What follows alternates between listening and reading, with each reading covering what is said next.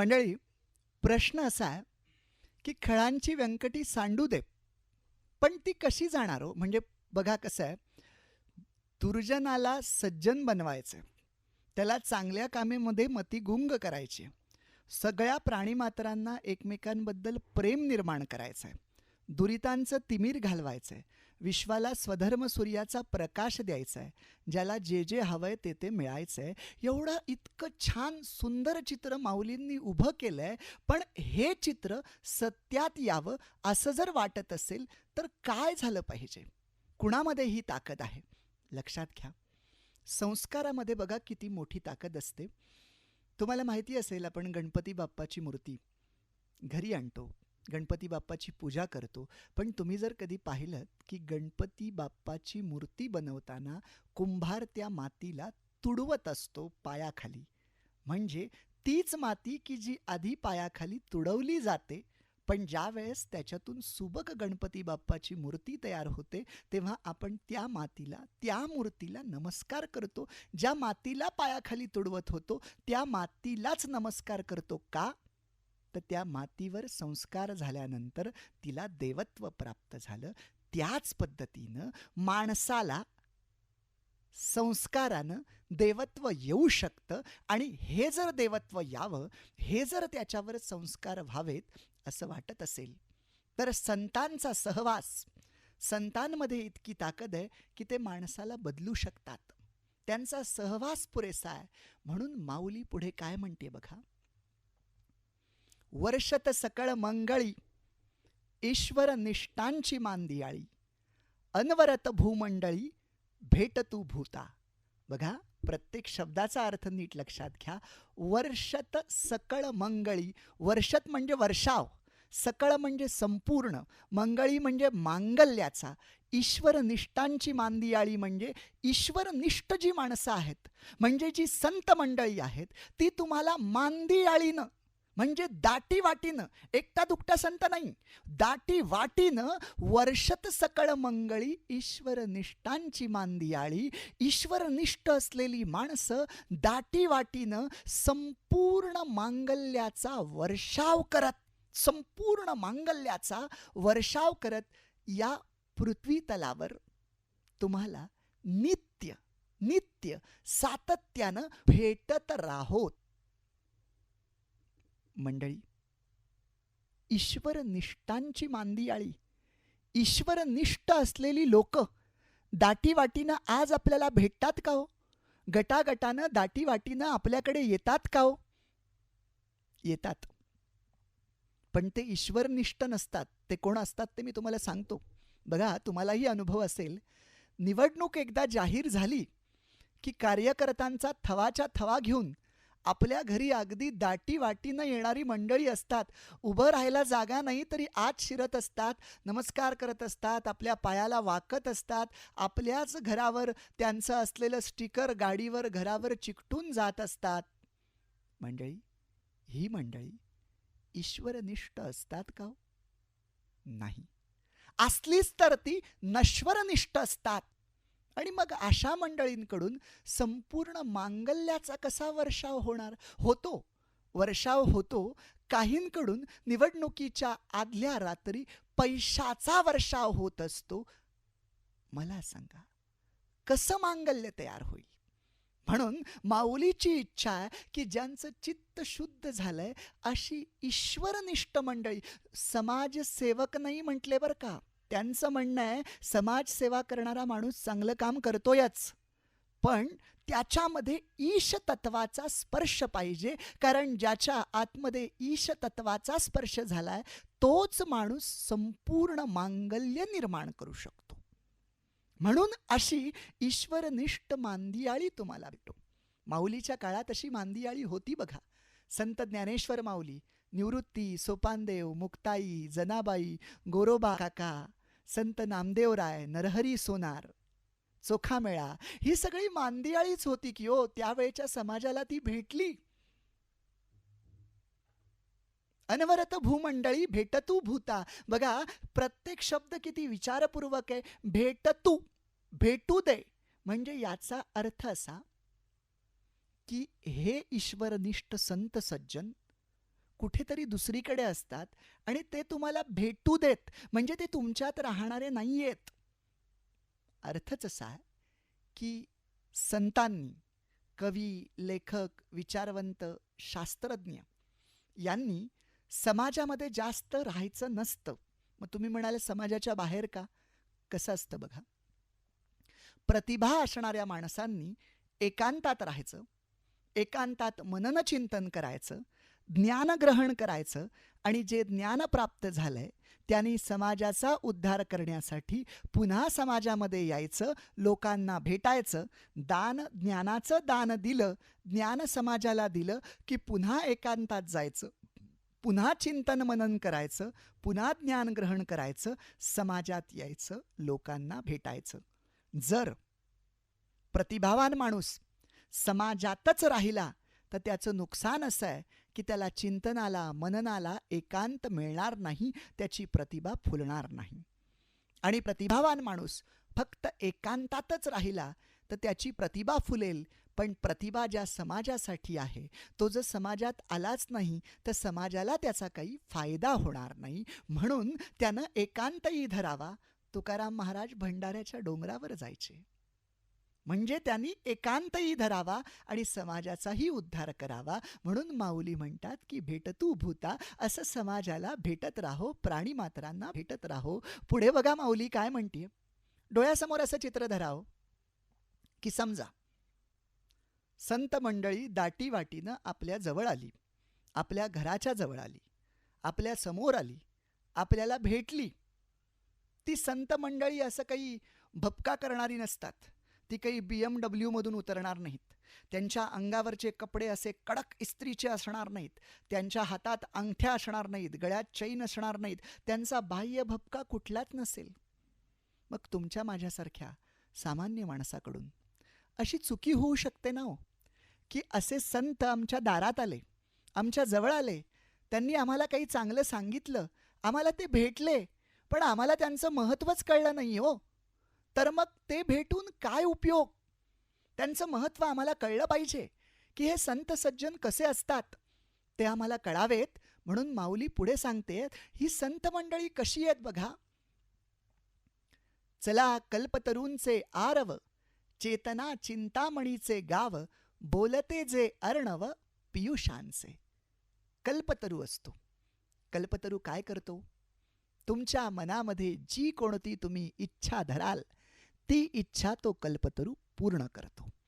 पण तो कल्पतरू असा काही तुमच्या पुढ्यात येऊन तुम्हाला म्हणणार नाही की हां मी कल्पतरू आहे, आता तू तुझी इच्छा सांग, ती मी पूर्ण करतो, असं म्हणणार नाही. बरं, तुम्ही कल्पतरू शोधायला जर एखाद्या उद्यानात गेलात, तुम्ही एका झाडाखाली बसाल, इच्छा धराल, नाही पूर्ण झाली, हा नाही कल्पतरू. दुसऱ्या झाडाखाली गेलात, हा पण नाही कल्पतरू. असं तुम्ही दिवसभर करत राहिलात, कारण कुठेतरी एखादा कल्पतरू असेल, तुम्ही शोधणार कसा? आणि दमून भागून तुम्ही एखाद्या झाडाखाली बसलात दमून आणि म्हटलात, मेलो रे बाबा, एवढा सगळा दिवसभर कंटाळा आला, मेलो अक्षरशः. आणि त्याच वेळेस तुमची इच्छा पूर्ण झाली, तुम्ही मेलात, तोच कल्पतरू असला तर काय करायचं? माऊली काय म्हणते माहितीये, संत या कल्पतरूंपेक्षाही किती मोठे आहेत, काहीतरी जास्त आहेत. कसे बघा, कल्पतरू स्वतःहून तुमच्याकडे येणार नाहीत, तुम्हाला त्यांचा शोध घ्यावा लागेल. कारण कल्पतरूला चालता येणार नाही, चालता येत नाही. पण ही जी संत मंडळी आहेत ती चालते कल्पतरू आहेत आणि एकटे दुकटे नाहीत. तर कसे आहेत? चला कल्पतरूंचे आरव, म्हणजे कल्पतरू हे चालती कल्पतरूंची उद्यानं आहेत. एक कल्पतरू नाही, चालते कल्पतरूंची उद्यानं. म्हणजे कल्पतरूपेक्षाही आमची संत मंडळी दोन अर्थानं मोठी आहेत. एकतर ते चालते आहेत आणि दुसरी त्यांची उद्यानं आहेत. चेतना चिंतामणीचे गाव. चिंतामणी नावाचं जे रत्न असतं ते काय करतं? तुमची चिंता दूर करतं. तुम्ही चिंतामणीकडे जायचं, म्हणायचं माझी ही चिंता आहे, दूर झाली.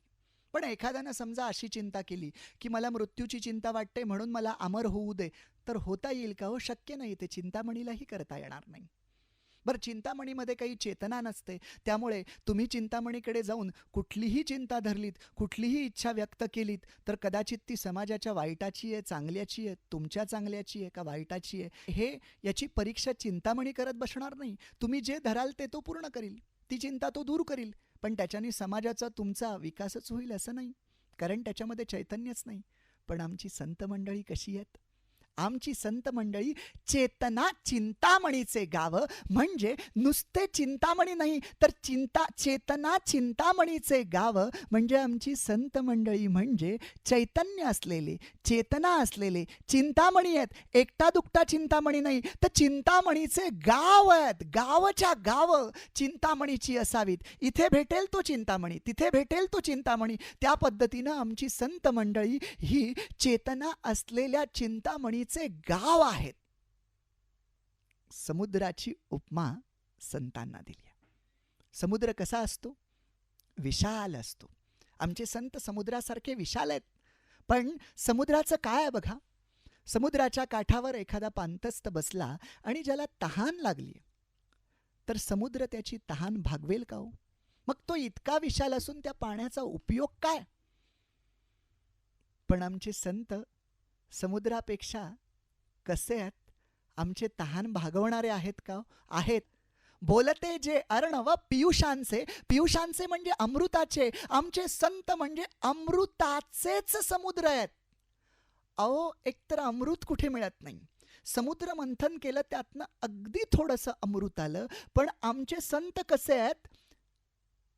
अमृताचे बोलते समुद्र आहेत. म्हणजे आमचे संत बोलतात अमृतासारखे, गोड बोलतात, गोड वागतात, गोड चालतात, अक्षरशः अमृताचे समुद्र आहेत.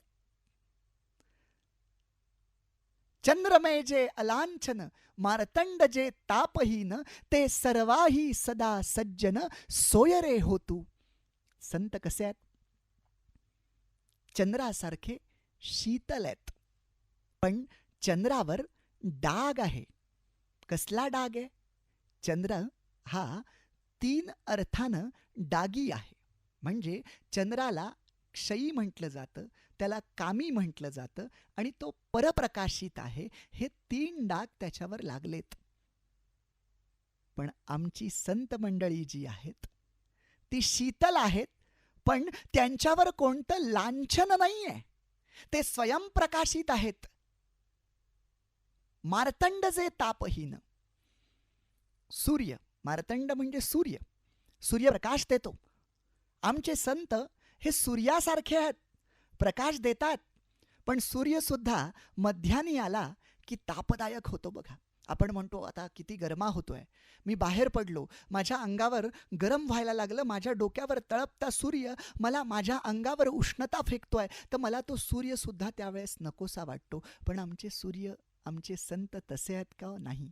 मार्तंड जे तापहीन, म्हणजे आमचे जे संत आहेत ते सूर्यासारखे आहेत, पण तापदायक नाहीत. आणि असे जे संत आहेत ते संत काय होऊ देत? ते सर्वाही सदा सज्जन सोयरे होतू, म्हणजे ते संत सगळ्यांचे सर्व काळ सोयरे होऊ देत. सज्जन सोयरे. कसं शक्य? सज्जन सोयरा होईल आणि सोयरा सज्जन असेल? पण मंडळी, या ठिकाणी सोयऱ्याचा अर्थ तसा नाही घ्यायचा. नाही तर कुणी म्हणेल, ओ संत संसारापासून दूर असतात, ज्यांना आसक्ती नाही आहे, आणि ज्ञानेश्वर माऊली असं काय म्हणते की हे संतच आपले सोयरे होऊ देत, म्हणजे यांच्यामध्येच काही आमचे नातेसंबंध प्रस्थापित होऊ देत का? नाही. माऊलीचं म्हणणं आहे ते सर्वाही सदा, ते सगळ्यांना सदा, ते सज्जन जे आहेत, ते संत सज्जन जे आहेत, ते सगळ्यांना सदा काय वाटू देत? सोयरे म्हणजे प्रिय वाटू देत. प्रिय वाटू देत म्हणजे त्यांचा सल्ला, त्यांचं मार्गदर्शन आम्हाला आवडू दे आणि आम्ही ते जीवनात उतरवू दे, अशी माऊलीची इच्छा. आणि असं जर झालं, त्या संतांना, म्हणजे संतांची तुमची भेट झाली, संत तुम्हाला भेटले, नुसते भेटले नाहीत, त्यांचं महत्त्व पण तुम्हाला कळलं, त्यांचा सल्ला तुम्हाला प्रिय वाटला, आणि असं घडलं ना की काय होईल माहितीये? अहो, तुम्हाला खऱ्या संत सज्जन मंडळींचा एकदा सहवास लाभला ना की तुम्हाला आयुष्यात दुसरं तिसरं काही नको. म्हणून माऊली पुढे काय म्हणतीये? किंबहुना सर्व सुखी पूर्ण होऊनी तिही लोकी भजी जो आदि पुरुखी अखंडित. किंबहुना, आता यापुढे अधिक काय मागावे हो? किंबहुना सर्व सुखी पूर्ण होऊनी तिही लोकी. तिही लोकी म्हणजे तिन्ही लोकातल्या लोकांनी असाही आपण अर्थ धरू शकतो, किंवा त्या लोकांनी म्हणजे ज्यांचा वाकडेपणा खलप्रवृत्ती निघून गेली आहे त्या लोकांनी सर्व सुखानं, सर्व सुखानं, नुसता सुख शब्द नाही वापरला. आपण संसारात जे सुख म्हणतो त्याला दुसरी बाजू अशी असते की एकपट सुख मिळतं आणि 99 पट आम्हाला त्या सुखाची दुसरी बाजू दुःख येत असतं. असलं सुख नाही. सर्व सुख, सर्व सुख म्हणजे जे पूर्ण सुख आहे, ज्याच्यात काही अपूर्णता नाही, अशा सर्व सुखानं, अशा सर्व सुखानं तिही लोकातल्या माणसांनी सर्व सुखानं परिपूर्ण व्हावं. आणि मग तुम्ही जर सर्व सुखानं परिपूर्ण झालात तर पुढे काय?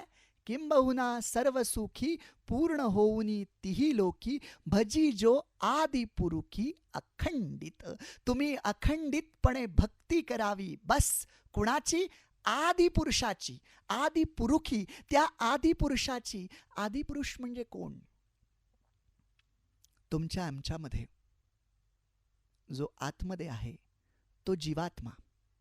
सगळ्या पृथ्वी तलावरच्या प्राणीमात्रांच्या आतमध्ये असलेल्या जीवात्मा सगळ्याचं एकत्रीकरण केलं तर तो झाला अंतरात्मा. आणि विश्वालाही व्यापून त्याच्या पलीकडे जो पूर्ण सगळीकडे भरून राहिलेला आहे तो परमात्मा. की बस भरलाय, इतका भरलाय की त्याच्या पुढे काही अपुरेपणच नाहीये. जो सर्वशक्तिमान आहे, जो सर्वव्यापी आहे, जो सर्वज्ञ आहे, तो परमात्मा म्हणजे आदिपुरुष. बस तुमची भक्ती त्या आदिपुरुषाशी असावी.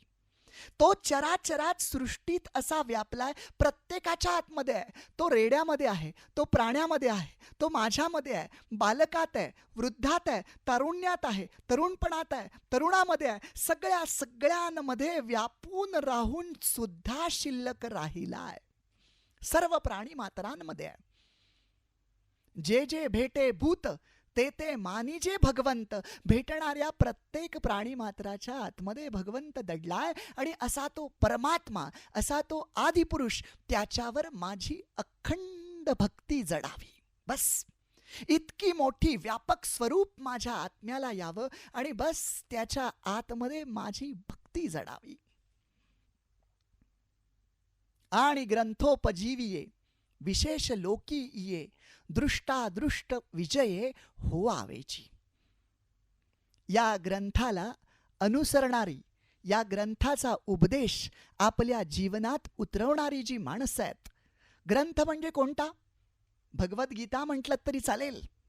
ज्ञानेश्वरांनी जी टीका लिहिली ती ज्ञानेश्वरीसारखा ग्रंथ म्हटलात तरी चालेल. किंवा अजून व्यापक अर्थानं जो कोणताही ग्रंथ जो तुम्हाला अध्यात्मज्ञान देईल.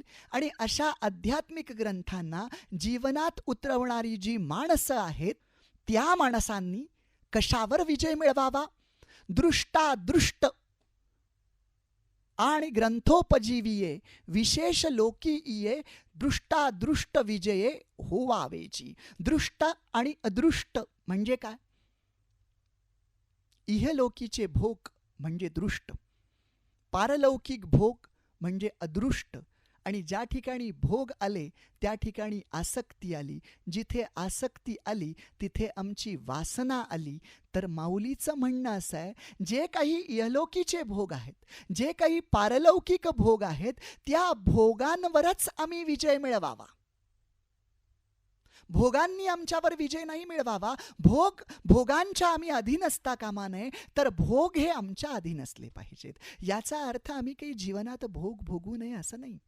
भोग भोगावेत, पण त्या भोगांची सत्ता आमच्यावर चालता कामा नये. परमेश्वरानं तर म्हटलंय, त्या परमेश्वरानं तर असं सांगितलंय की कामविकार जो आहे ते सुद्धा माझंच रूप आहे. पण धर्माच्या चौकटीमध्ये राहून जर त्या कामदेवतेकडे त्या श्रद्धेनं पाहिलं जात असेल, वखवकलेली वासना ती नसेल, परमेश्वराचं रूप म्हणून पाहिलं जात असेल, तर साक्षात परमेश्वर तिथेही आहे. परमेश्वराचं म्हणणं असं आहे की ज्ञानेश्वरीसारख्या, भगवद्गीतेसारख्या आध्यात्मिक ग्रंथांना, त्या सल्ल्याला, त्या उपदेशाला, त्यातून केलेला हितोपदेश आपल्या जीवनात उतरवणारी जी माणसं आहेत, त्या माणसांनी दृष्ट आणि अदृष्ट भोगांवर विजय मिळवावा.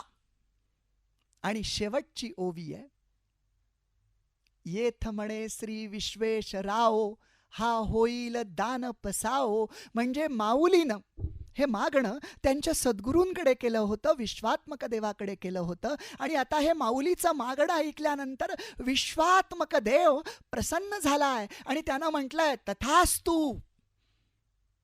म्हणजे ज्ञानदेवा, तुझं मागणं, तुझा हा दान पसाओ होणार आहे. तू जे मागितलंयस त्याच्यानं मी संतुष्ट झालेलो आहे आणि आता हा प्रसाद प्रसन्न चित्तानं मी तुला आशीर्वाद दिलाय आणि तुझा दान आता हे जे आहे पसायदान, ते पसायदानाची मंगलमय प्रार्थना सत्यात उतरणार आहे असा आशीर्वाद सद्गुरूंनी दिलेला आहे.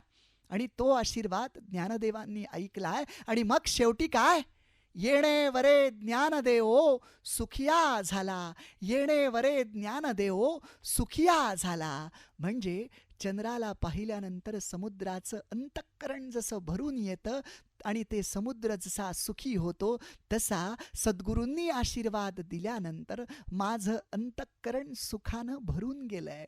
सद्गुरू म्हणजे कोण हो? सहज आठवलं म्हणून सांगतो. ज्याच्याकडून सत्ता मिळणार नाही, ज्याच्याकडून संपत्ती मिळणार नाही, ज्याच्याकडून पैसा मिळणार नाही, या अहिक जीवनासाठी जे जे हवंय त्यातलं काहीच मिळणार नाही, तरीही त्या माणसाकडे तुम्हाला जावं असं वाटत असेल तर तुम्ही समजा तो तुमचा सद्गुरू आहे. आणि सद्गुरूनं असा आशीर्वाद दिल्यानंतर येणे वरे ज्ञानदेवो सुखिया झाला. म्हणजे या आशीर्वादानं ज्ञानदेव हा सुखी झालेला आहे, पूर्ण सुखी झालेला आहे. मंडळी, असा हा पसायदानाचा व्यापक अर्थ आहे. पण एक प्रश्न मी तुम्हाला विचारणार आहे, जो गंभीर आहे, ज्यावर आम्हाला आज चिंतन करायचंय. या पसायदानाच्या या विवेचनाकडे प्रवचनाच्या शेवटाला येत असताना हा प्रश्न मी आवर्जून विचारणार आहे आणि त्यावर आपल्याला चिंतन करायचंय. मंडळी, जवळजवळ 700 वर्ष उलटून गेली. माऊलीनं विश्वाच्या कल्याणासाठी पसायदान मागितलं, पण पसायदान सत्यात उतरलंय का हो? खळांची व्यंकटी सांडली आहे का हो? त्यांची सत्कर्मामध्ये मती गुंग झालेली आहे का हो? भूता परस्परे पडो मैत्र जीवांचे, प्राणी मात्रांना एकमेकांबद्दल प्रेम निर्माण झालंय, दुरितांचं तिमीर गेलंय, विश्वानं स्वधर्म सूर्य पाहिलाय. काय काय सत्यात उतरलंय? यापैकी काय सत्यात उतरलंय? आम्ही आजूबाजूला पाहिलं तर आम्हाला जितकं सत्यात उतरवायला हवंय तितकं उतरलं नाही असं वाटतं. मग याचा अर्थ काय? ज्ञानेश्वरांच्या सद्गुरूनं आशीर्वाद दिला होता, म्हटलं होतं की हा दान पसाओ होईल. माऊलीही म्हटली होती, माऊलीही सुखी झाली होती. मग माऊलीनं आमचा विश्वासघात केला, निवृत्तीनाथांनी आमचा विश्वासघात केला का हो? आम्हाला खोटं वचन दिलं का हो? आम्हाला फसवलं का हो? आम्हाला सांगितलं होतं की जग सुखी होईल, जग सुखी झालं नाही. का झालं नाही? का प्रार्थना सत्यात उतरली नाही? निवृत्तीनाथांचा शब्द आहे. माऊली मागणारा इतका मोठा आहे, आशीर्वाद देणाराही इतका मोठा आहे, ज्या देवाकडे प्रार्थना केली आहे तो देवही इतका मोठा आहे. हे सगळे व्यापक आणि मोठे असतानाही ही प्रार्थना का सत्यात उतरली नाही? याचा जर विचार आम्हाला करायचा असेल तर आम्हाला हे आधी जाणून घेतलं पाहिजे की माऊलीनं प्रार्थना नक्की कुणाकडे केली आहे. ज्ञानेश्वराच्या सुरुवातीला म्हटलंय, ओम नमोजी आद्या वेद प्रतिपाद्या जय जय स्वसंवेद्या आत्मरूपा. म्हणजे ही प्रार्थना केली गेली आहे तो विश्वात्मक देव म्हणजे कोण? विश्व ज्याचा आत्मा आहे, म्हणजे तुमच्या आमच्या आतमध्ये असलेल्या त्या जीवात्म्याकडे, तुमच्या आमच्या आतमध्ये असलेल्या आत्मरूपी देवाकडे केलेली ही प्रार्थना आहे. त्यामुळे विश्वासघात जर कोणी केला असेल तर तो तुम्ही आम्ही केलाय. आम्ही ज्ञानेश्वर माऊलीला फसवलंय, आम्ही सद्गुरूंना फसवलंय. त्यांनी आमच्यावर विश्वास ठेवून सद्गुरूंनी सांगितलं होतं की हो बेटा ज्ञानदेवा, तुझी प्रार्थना ही सत्यात उतरणार आहे. त्यांचा आमच्यावर विश्वास होता, पण नाही सत्यात उतरू शकली. मग आज आम्हाला चिंतन करायचंय. ज्या समाजानं ज्ञानदेवांच्या आयुष्यात एकही सुखाचा प्रसंग दिला नाही, त्यांच्या आईवडिलांना छळलं, त्यांना जलसमाधी घ्यायला लावलं, आणि तरीसुद्धा या लेकरांच्या आयुष्यात जलसमाधी त्यांच्या आईवडिलांनी घेतली, त्यांनी त्या पापाचं छालन केलं, प्रायश्चित्त घेतलं, तरीसुद्धा ज्या समाजानं त्यांच्या लेकरांना छळवणूक सोडली नाही, असं असताना समाजानं सगळ्या प्रकारची दुःख त्या ठिकाणी दिली असताना ज्ञानेश्वर माऊलीनं काय केलंय बघा. म्हणजे असं म्हणता येईल की साक्षात विषाचा पेला माऊलीच्या हाती दिला, माऊलीनी तो प्यायला, सगळं विष प्राशन करून टाकलं हो.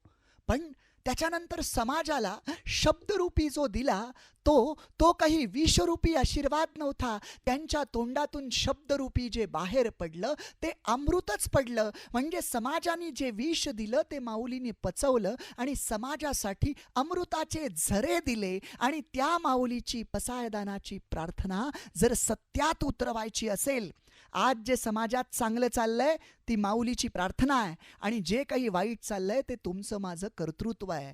आजही तुम्हाला असं वाटत असेल की विश्वामध्ये पसायदान जर सत्यात उतरावं असं वाटत असेल तर खलेश्वर आम्हाला समाजात शोधण्याची गरज नाही, ती खलत्व आमच्याही आतमध्ये आहे. त्यामुळे मला तुम्हाला सगळ्यांना हात जोडून विनंती करायची की हे पसायदान तुम्हाला आम्हाला मनापासून जर असं वाटत असेल की हे सत्यात उतरवावं, तर रोज सकाळी उठल्यापासून आम्हाला आमच्या स्वतःवर लक्ष ठेवायचं आहे.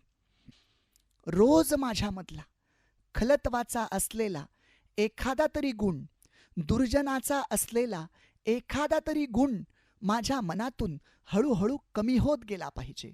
मी दुर्जन म्हणून कृती करत असेल तर ती कृती थांबली असेल तर मी अजून स्वतःचं परीक्षण करून असं म्हटलं पाहिजे की कुणाबद्दल माझ्या मनात वाईट विचार तरी येत नाही. ठीक आहे, कृती होत नसेल पण वाईट विचार तरी येत असेल तर तो विचारसुद्धा गेला पाहिजे. विचाराच्या पातळीवरचं सुद्धा खलत्व माझ्यामधून दूर गेलं पाहिजे आणि माझ्या चित्ताची शुद्धी झाली पाहिजे. त्यासाठी रोज मी माझं परीक्षण करणार आहे. माझ्या आतमध्ये असलेल्या खलत्वाचे जे गुण आहेत ते बाजूला करणार आहे. त्यानंतर माझी सत्कर्मात मती मी गुंग करणार आहे. माझ्या सत्कर्मातली रती वाढवणार आहे. माझी जी रोजची कर्म मी करतोय ती अधिक आनंदानं करील, अधिक चांगल्या पद्धतीनं करील. कर्माच्या ठिकाणी मी आजूबाजूच्या लोकांमध्ये आनंद निर्माण करेल. मी कोणत्याही फळाची अपेक्षा धरणार नाही. याचा अर्थ मी पैसा कमावणार नाही असं नाही. मी नीतिमंत श्रीमंत होईल. माझ्या कर्माची फळं मला मिळणारच आहेत. मी कष्ट केले तर पैसे मिळणारच आहेत. पण मी सातत्यानं फलावर आसक्ती नाही ठेवणार आहे. मी कर्म करील, दूर होऊन जाईल, पैसा मला मिळेलच.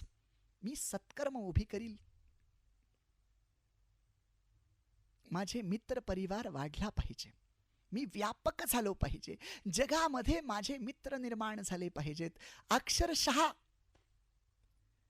वाईटातल्या वाईट प्राण्याबद्दलही माझ्यामध्ये मैत्री भाव निर्माण झाला पाहिजे. तुम्हाला ही कथा माहिती आहे का बघा. एक माणूस तो विंचू बुडत असतो, त्याला वाचवतो. वाचवल्यानंतर विंचू त्या माणसाला पहिल्यांदा चावतो. माणूस म्हणतो हा किती किती किती कृतज्ञ आहे. तेव्हा एक संत सत्पुरुष तिथून जात असतात. ते तेव्हा त्याला सांगतात, चावणं हा विंचवाचा धर्म आहे, वाचवणं हा तुझा धर्म आहे.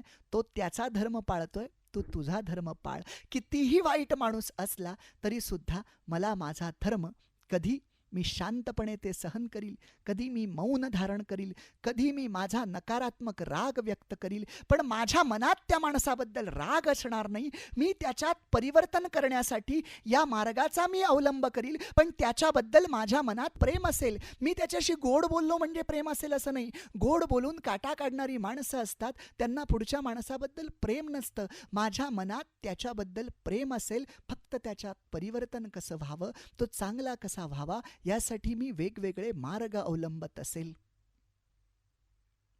दुरितांचं तिमिर मग जाईल, विश्व स्वधर्म सूर्य पाहिल, मी माझ्या स्वधर्माला विसरणार नाही.